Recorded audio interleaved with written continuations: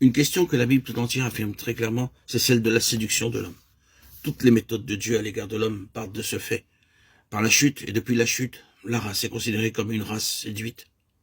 Ce n'est pas seulement au commencement que la race a été séduite en Adam, mais elle a été entraînée de plus en plus profondément dans sa séduction. Au lieu d'échapper à sa séduction par ce que l'on appelle instruction, c'est-à-dire civilisation, éducation, culture, tout cela ne sert qu'à accumuler cette séduction. Nous le remarquons par le fait que les nations les plus instruites et les plus évoluées en cette heure avancée de l'histoire de ce monde sont prises dans l'étau d'une force qui les oblige à employer toute leur instruction en vue de produire des moyens de destruction mutuelle. Sur une telle échelle, et par des procédés si démoniaques et si barbares que l'on n'avait jamais connus jusqu'ici. Prenons ici quelques passages des Écritures. Le serpent était le plus rusé de tous les animaux des champs. Il dit à la femme, quoi? Dieu a-t-il vraiment dit? Genèse 3:1. Or, l'Esprit dit expressément que dans les derniers temps, quelques-uns se détourneront pour s'attacher à des esprits séducteurs et à des doctrines de démons. 1 Timothée 4:1. Cette sagesse-là n'est point celle qui vient d'en haut, au contraire. Elle est terrestre, charnelle, psychique, diabolique. Jacques 3:15. Puis, il fut précipité, le grand dragon, le serpent ancien, appelé le diable et Satan, celui qui séduit le monde entier. Et il fut précipité, et ses anges furent précipités avec lui. Apocalypse 12:9. Il le jeta dans l'abîme afin qu'il ne séduisit plus les nations. Apocalypse 23. Le diable qui les séduisait fut jeté dans les temps de feu. Apocalypse 20:10.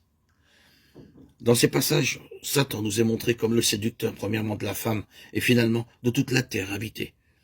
La séduction a été sa première méthode, et la séduction a été le cœur même de la chute. L'homme est désormais par nature une créature séduite.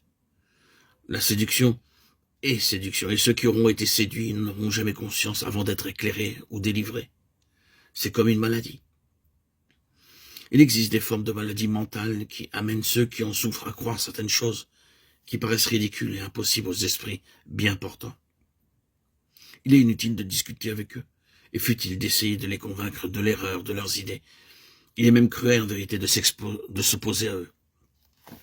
Pour maintenir une atmosphère de paix avec eux et pour arriver à les aider réellement, il nous faudra paraître être en accord avec eux et dominer la situation en suivant une autre ligne. Sinon, ce sera un conflit perpétuel. Le seul moyen de les amener à changer leurs convictions, ce sera de les guérir de leur maladie. Il en est ainsi de l'homme. Il croit beaucoup de choses, à son propre sujet quant à son pouvoir, à ses facultés, à sa destinée, au sujet de Dieu et au sujet du monde, qui ne sont pas vraies. Il prend certaines choses pour d'autres, mais il ne peut pas voir qu'il est séduit. Il est inutile de présenter des objets qui sont des réalités devant un aveugle, et de lui dire de les voir, et il est ridicule d'être surpris ou contrarié, parce qu'il ne les voit pas. Ainsi, les Écritures nous disent, l'homme naturel, psychique, n'accueille point les choses qui sont de l'Esprit de Dieu.